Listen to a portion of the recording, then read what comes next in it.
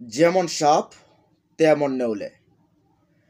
BNP এবং বিশেষ করে সমন্বয়ক এবং বা ছাত্র উপদেষ্টা যারা রয়েছে তাদের মধ্যে এখন যেন একটা অঘোষিত বাক যুদ্ধ চলছে। আর এই অবস্থা যদি চলতে থাকে তাহলে নির্বাচনের আগে বিএনপি চাইবে এই যে তিন উপদেষ্টা ছাত্র উপদেষ্টা রয়েছে তাদেরকে পদত্যাগ করানোর জন্য। এবং মির্জা ফখরুল ইসলাম আলমগীর যে বক্তব্যটা দিয়েছেন বিবিসিকে, যদি নাহিদ ইসলামের ভাষায় বলা হয় তাহলে সেটা একটা দেশের জন্য আরেকটা ভয়ঙ্কর পরিস্থিতির তৈরির বয়ান এটা। আবার বিএনপির দিক থেকে বললে ছাত্রদেরকে মাইনাস না করলে, পদত্যাগ না করালে তাহলে নির্বাচন সুষ্ঠু হবে না। তো আমরা মির্জা ফখরুল যে বয়ানটা দিয়েছেন সে বয়ানের বিপরীতে এই যে তথ্য উপদেষ্টা নাহিদ ইসলাম যে বয়ান একটা দিয়েছেন, বিবৃতি একটা দিয়েছেন, সেটা পুরো একেবারে বিএনপির গোষ্ঠী উদ্ধার করে দিয়েছে। তো আসলে এই যে এখন জুলাই আগস্টের সময় এই ছাত্ররা খুবই সবারই প্রিয় ছিল, কারণ তাদের নেতৃত্বে আন্দোলন হচ্ছে। 17 বছরের অনেক কিছুর জঞ্জাল শেষ করে একটা মুক্তি পেতে যাচ্ছে। যখন 5 আগস্টের পর সরকার গঠন হলো, সেখানে যখন এই ছাত্র উপদেষ্টার গেল, তারপর থেকেই তেলে বেগুনে জ্বলতে শুরু করলো অনেকেই, অনেক দলগুলাই তাদেরকে পছন্দ করে না। তো আমরা দেখি উপদেষ্টা নাহিদ কি বলছেন। তিনি বলছেন যে মির্জা ফখরুলের দাবি আরেকটা 111-এর ইঙ্গিত, এটি বিএনপির বিরুদ্ধেও ষড়যন্ত্র। কিভাবে কিরকম ষড়যন্ত্র হচ্ছে তাহলে দেখি। 111-এর মাধ্যমে যে আওয়ামী সরকার তৈরি হয়েছিল, সেই সরকার স্বৈরাচার ফ্যাসিজম সবটাই কিন্তু কায়েম করেছিল। আর এটার কারণে সর্বশেষ ছাত্র জনতার যে অভ্যুত্থান হয়েছিল সেখানে হাজার হাজার লাশ পড়েছে। এর আগেও 2009 সালের 25শে ফেব্রুয়ারি বিডিআর বিদ্রোহ নামের যে দেশপ্রেমিক সেনাবাহিনী রয়েছে তাদেরকে হত্যা, তারপর হেফাজত, তারপর আরও অন্যান্য যেভাবে আছে লাশের পর লাশ কিন্তু উপহার দিয়েছে এই 111 সরকারের কারণে। কিন্তু এই সরকারটাই কিন্তু পায়তারা করে এত বিশাল একটা ব্যবধান করেছিল, যার কারণে এই অবস্থাটা তৈরি হয়েছিল।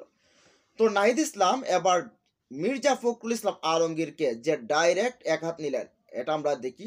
তিনি বলছেন যে বিএনপির মহাসচিব মির্জা ফখরুল ইসলাম আলমগীর নিরপেক্ষ সরকারের দাবি আরেকটা 1-11 সরকারের গঠনের ইঙ্গিত বহন করে বলে মন্তব্য করেছেন জুলাই আন্দোলনের ছাত্রনেতা ও তথ্য প্রচার সম্পাদক মন্ত্রণালয়ের উপদেষ্টা নাহিদ ইসলাম। বলতে বিবিসিতে যে বয়ানটা মির্জা ফখরুল দিয়েছেন সেখানে তিনি বলছেন যে অন্তর্বর্তী সরকারের মেয়াদ নিয়ে বিবিসিকে তিনি বলেন যে যদি সরকার পূর্ণ নিরপেক্ষতা পালন করে তাহলে তারাই নির্বাচন কন্ডাক্ট করা পর্যন্ত থাকবেন। বলছে সরকার যদি নিরপেক্ষ বলতে তাহলে নিরপেক্ষ যদি হতে হয় তাহলে এই যে ছাত্র উপদেষ্টা রয়েছে, মাহফুজ রয়েছে, আসিফ রয়েছে বা এই নাহিদ রয়েছে। তো আসিফের কথাটা যখন আসছে তখন আসিফের কথাটা একটু বলে নিই যে আসিফ বলছে যে সরকারের কাজে জন্য রাজনৈতিক দলগুলো হস্তক্ষেপ না করে, এটা অনুচিত। আচ্ছা, তো তাদের তো একটা সংগঠন ছাত্র রাজনীতি শুরু করতে যাচ্ছে, তাহলে তাদেরকে এখান থেকে সরিয়ে দিতে হয়। তাহলে তারা নির্বাচন কন্ডাক্ট পর্যন্ত থাকবেন, তা না হলে তো নিরপেক্ষ সরকারের প্রয়োজন হবে। বলতে তাহলে ইনু সরকারের যে সরকার গঠন করেছে সেই সরকারটা তাদের পছন্দ নয়, নতুন একটা সরকার প্রয়োজন। আর এই সরকারটা আসতে পারে কি 111-এর ফখরুদ্দিন মঈনুদ্দিনের যে সরকার, সেই সরকারটা। তো বিএনপি মহাসচিবের এই বক্তব্যের প্রেক্ষিতে এবার উপদেষ্টা নাহিদ ইসলাম পাল্টা মন্তব্য করেন। নাহিদ ইসলাম লিখেন বিএনপির মহাসচিবের নিরপেক্ষ সরকারের দাবি মূলত আরেকটা 111 সরকার গঠনের ইঙ্গিত বহন করে। 111-এর বন্দোবস্ত থেকেই আওয়ামী ফ্যাসিজমের উত্থান ঘটেছিল। বিএনপি মহাসচিবের বক্তব্যের সামনে আর একটা 111 সরকার, সংসদীয় সংখ্যাগরিষ্ঠতা ও নতজানু পররাষ্ট্রনীতির ধারাবাহিকতা এবং গুম খুন ও জুলাই হত্যাকাণ্ডের বিচার না হওয়ার আলামত রয়েছে। অনেক কিছু ঘটছে যেগুলো আপনারা চোখের সামনে দেখতে পাচ্ছেন। এগুলো দেখা যাচ্ছে যে আসলে আওয়ামী যে স্টাইলটা ছিল সেই স্টাইলটা কিন্তু তারা ফুলটাই কিন্তু কপি করেছে বা আরো কয়েক গুণ বেড়েছে, ওটা তাদেরকে অনেকে বলে থাকেন।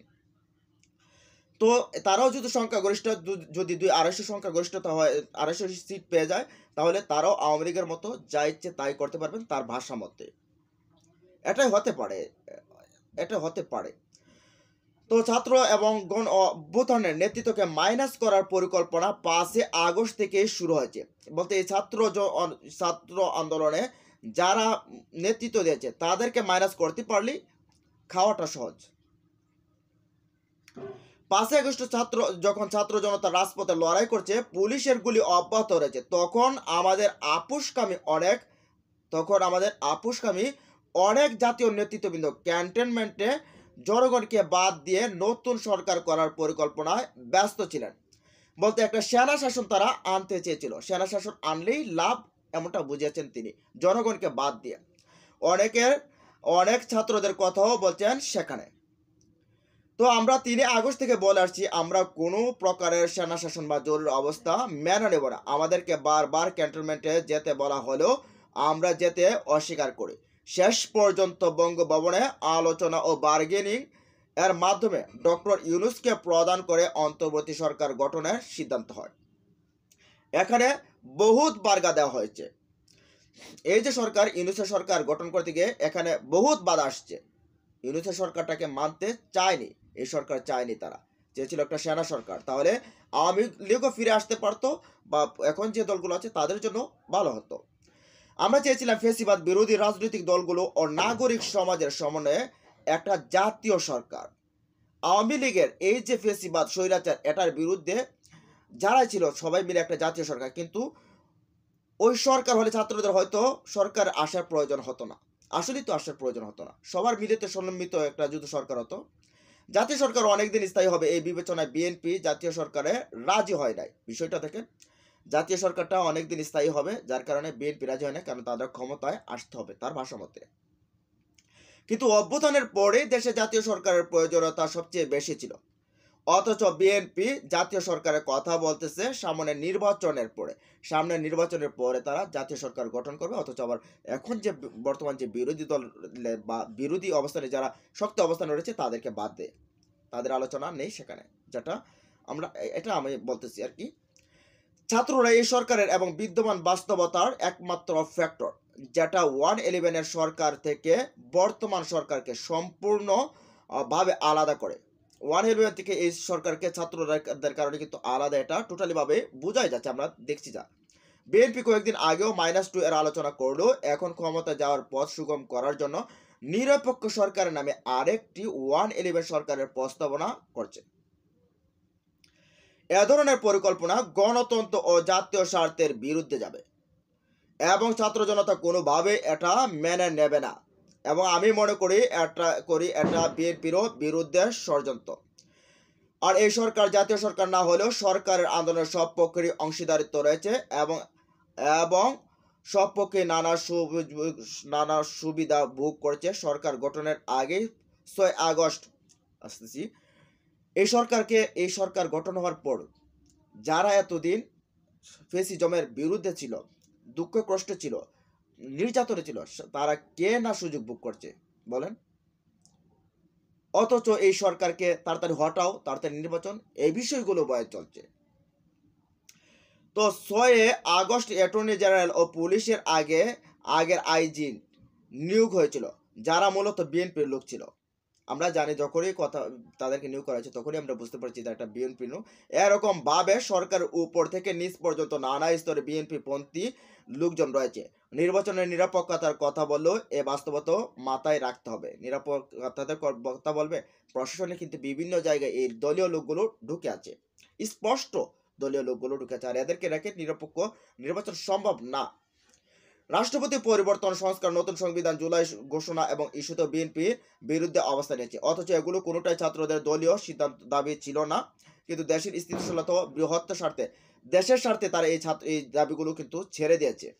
কিন্তু এর মানে এই না যে গণতন্ত্র বিরোধী এবং অভ্যুত্থানের আকাঙ্ক্ষা বিরোধী পরিকল্পনা হলে কোনো বিন্দুমাত্র ছাড় দেবে না। এখন যে কারণে, যে গণতন্ত্র ফেরানোর জন্য যে আকাঙ্ক্ষা নিয়ে এই ফ্যাসিবাদকে দূর করেছে, এটার বিরুদ্ধেই যদি কোনো পরিকল্পনা করা হয়, তাহলে এটা ছাত্ররা কয়বার রক্ত দেবে, কয়বার লাশ ফেলবে, তারা কত হাজার লাশ এই মাটি খাবে, কত হাজার লাশের রক্তে, শহীদের রক্তে এই মাটি ভিজবে। তো আওয়ামী লীগ বিষয়ে ভারতের প্রধান দলগুলো ঐক্যমত্য হয়েছে, অথচ বাংলাদেশে আওয়ামী লীগ বিষয়ে আমরা ঐক্যমত্য হতে পারি নাই। অপরাধের পরও হাই হাই জাতীয় ঐক্য লইয়া আমরা কিছু রাষ্ট্র বানাবো। বলতে গেলে যে ভারত কিন্তু শেখ হাসিনাকে নিয়ে সব দল একত্রিত হয়ে গেছে, কিন্তু বাংলাদেশের বয়ানে একত্রিত না, কারণ ভোট দরকার, আওয়ামী লীগের ভোট দরকার, টানা দরকার, এই বিষয়টার কারণে কিন্তু এক হতে পারছে না। তো বাংলাদেশকে দুর্বল করা সরকার, বাংলাদেশের ভিতরে বিভাজন রয়েছে, বিভাজিত করা যায় সহজে। তো এটা বলছেন তিনি যে আমি মনে করি সমগ্র বিএনপি এই অবস্থান গ্রহণ করেন, এই বিএনপির এই অবস্থান গ্রহণ করেন, মনে করি না করে। বিএনপির কর্মী সমর্থকদের বড় অংশই অভ্যুত্থানের আকাঙ্ক্ষা বাস্তবায়ন চায়। বিএনপির দেশপ্রেম করতে এগিয়ে নেতৃত্ববৃন্দ আহ্বান করব, ছাত্র জনতার অভ্যুত্থানের বিরুদ্ধে না গিয়ে ছাত্র জনতার সাথে বৃহত্তর ঐক্য সংহতির পথ বেছে নিন। এখন এই যে নাহিদের যে কথাগুলো বলছে, যে যুক্তিগুলো দিচ্ছে, একটা যুক্তি ফেলার মতো কোনো ক্ষমতা আছে রাষ্ট্রের ভিতরে? কেউ নেই তো।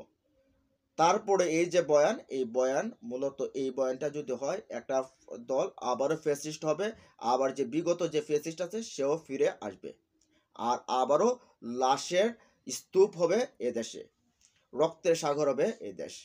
তো এখন আপনারা বলুন যে নাহিদ এবং মির্জা ফখরুল কে কথাটা ঠিক বলছে? জানিয়ে দিন কমেন্ট বক্সে। ভালো থাকুন, সুস্থ থাকুন, আল্লাহ হাফেজ।